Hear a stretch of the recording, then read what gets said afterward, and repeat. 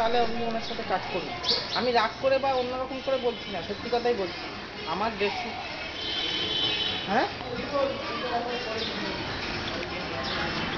যে কোনো বিজনেস করতে গেলে আগে নিজে জানেন, তারপরে লোকে যেটা বলবে সেটা আপনি বিচার করতে পারবেন ঠিক বলছে না ভুল বলছে। যদি ঠিকও বলে থাকে আপনি তার সাথে গিয়ে একদিন বসবেন, বসে বুঝতে পারবেন যে কতটা কি ঠিক। আর বোঝার জন্য তো আপনার অল্প অল্প জানা দরকার।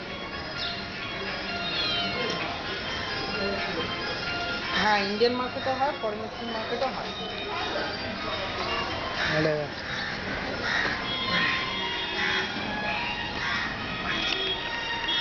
ইন্ডিয়ান মার্কেটে মিনিমাম ইনভেস্টমেন্ট আপনার 15 থেকে 20,000 টাকা। ফরেন এক্সচেঞ্জে ডলারের হিসেব করতে আপনার সামনে সব কিছু ডলারে তো 1,000 টাকা আপনার সামনে 1 থেকে 7,000 টাকা রাখতে হবে।